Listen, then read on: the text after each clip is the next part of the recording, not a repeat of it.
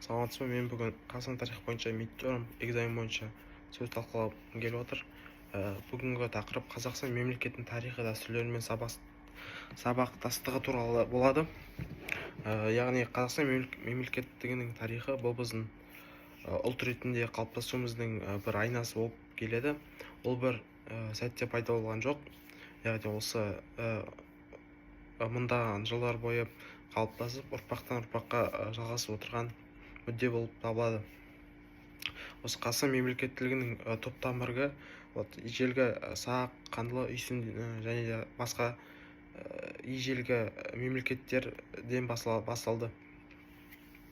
Мысалы, сақтар біздің жеріміздегі алғаш ұйымдасқан әскери және саяси жүйесі бар халық болып табылады. Олар өз жерін қорғап, әділдік пен ерлік ұғымдарын жоғары қойған ел болып табылады. Бұл кезеңде халықтың бірлігін сақтау, әділетті билік орнату сияқты қағидалар кейінгі түркі дәуіріне де мұра болып қалды. Кейін осы үйсін мемлекеті мен қаңлы мемлекетте қазақ мемлекеттілігінің қалыптасуына зор ықпал еткен мемлекеттер. Үйсін гуйнмосы басқаратын елде тұрақты әкімшілік жүйе және олар Қытаймен дипломатиялық қарым-қатынас орнатқан. Ал қаңлылар өз заңдары мен әскери құрылымдарын қалыптастырған ел болып табылады. Яғни бұл осы үш ежелгі мемлекет қазақ мемлекеттілігінің алғашқы тәжірибесін жинақтаған тарихи негіздер деп санай аламыз. Келесі кезең ол түркі дәуірі болып табылады. Бұл кезеңде біздің тарихымыздағы алтын дәуір деп аталады. Яғни осы 1552 жылы құрылған түрік қағанаты бүкіл Евразияны біріктірген ұлы мемлекет болып табылады. Осы түркілер алғаш рет өздерін біртұтас халық ретінде танытты, яғни ел және будун ұғымдары пайда болды. Қаған билігімен ел мен жерге адалдық, халыққа қызмет ету осы идеялары осы дәуірде қалыптасты. Айта кететін жай, Орхон ескерткіштерінде жазылған Күлтегін мен Білге қағанның сөздері, яғни нағыз мемлекеттік манифест болып табылады. Онда елім бар еді, елім қайда деген ұран айтылады. Осы бұл сөздер 1000 жылдан кейін қазақтың елім ай деген ұранына айналды.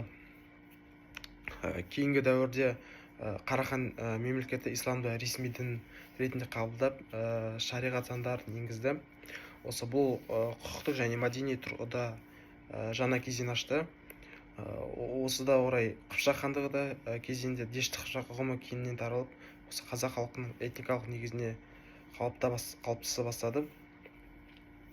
Осылайша түркі дәуірі қазақ мемлекеттілігінің рухани, саяси және құқықтық іргетасы болды.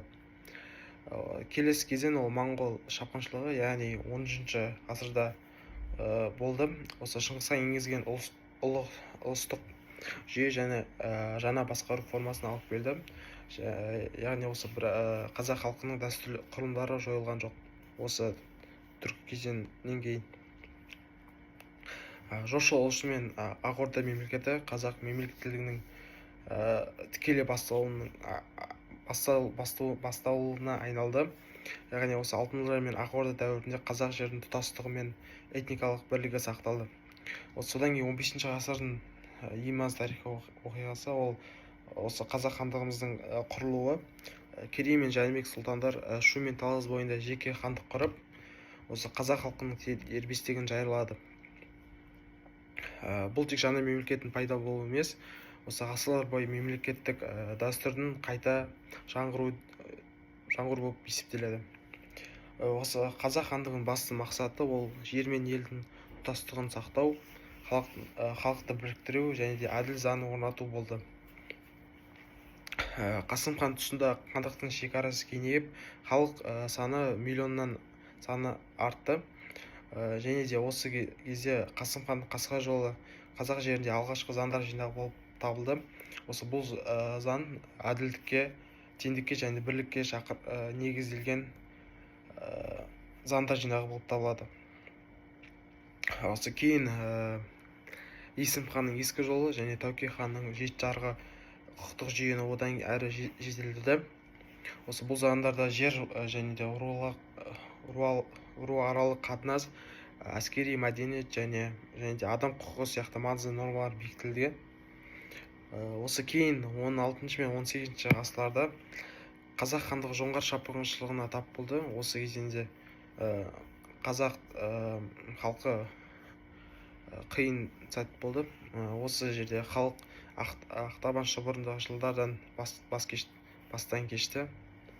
Дегенмен Абылай хан сияқты дана билеушілердің арқасында ел бірлігін қайта қалпына келтіріп сақтады. Осы Абылай сыртқы саясатта Ресей мен Қытай арасындағы тепе-теңдікті сақтап, қазақ жерінің тұтастығын қорғап қалды. Осыдан кейін осы жоңғар шапқыншылығынан кейін бізде 19 ғасырда Ресей империясы отарлау саясатын бастады. Осы салдарынан қазақ жерінде хандық жүйе жойылды. Бірақ осы мемлекеттілік идеясы халық санасынан өшкен жоқ. Осы 20-шы ғасырдың басында бұл идеяны қайта жаңғыртқан алаш қозғалысы болды.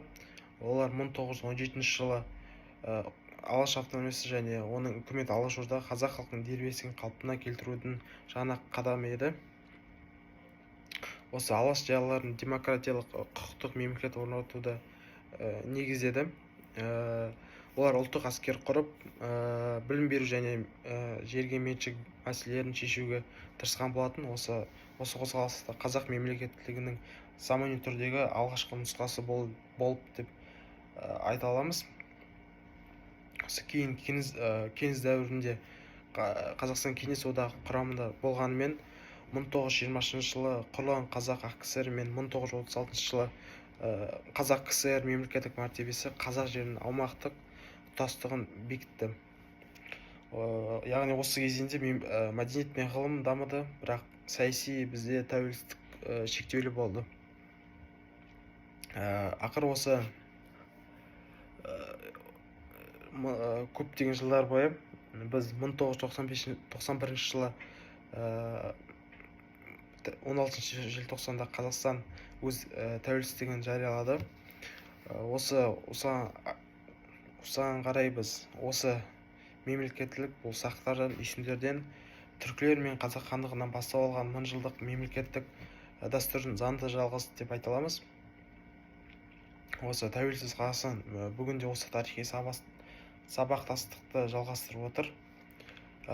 Мемлекетіміз негізі қағидалар олар халық билігі, әділет, бейбітшілік және бірлік болып табылады. Елбасы Нұрсұлтан Назарбаев мәңгілік ел идеясында осы дәстүрдің маңызын атап өткен. Біздің ел мәңгі болу үшін тарихты білу, дәстүрді сақтау және де бірлікті нығайту қажетін айта кетті. Және ұстануымыз керек. Осы мемлекеттіліктің басты ерекшелігі ол сабақтастық пен бейімделгіштік.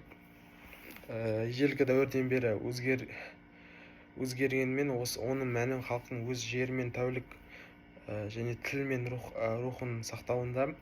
Осы түркі қағанатының ел мен жерді қорғау идеясы қазақ хандығының әділдік пен бірлік принципі және алаштың тәуелсіздік пен демократик ұстанымдары осы барлығы бүгінгі Қазақстан Республикасының негізін құрайды. Және тағы да айта кететін болсақ, қазақ мемлекеттілігінің тарихы бұл үзілмеген тізбек. Яғни осы сақтардан бастап үйсін, кейін түркі, қыпшақ, қазақ хандықтары дегендей, және де алаш қозғалысы және қазіргі тәуелсіз Қазақстан біртұтас тарихи жолдың түрлі кезеңдері осы біздің қазіргі тәуелсіздігіміздің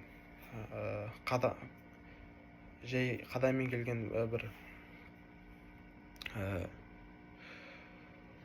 негіз болып табылады деп айта аламыз. Осы мемлекеттілік бұл тек билік құрылы емес, ол халықтың рухы, дамысы және тарихы мен бірлігі болып табылады. Осы дәстүр сақтау әр қазақ азаматымыздың қасиетті борыш деп ойлаймын.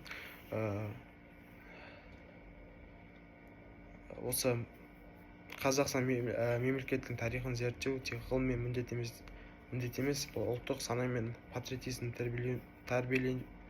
тәрбиелеудің ең тиімді жолы табады.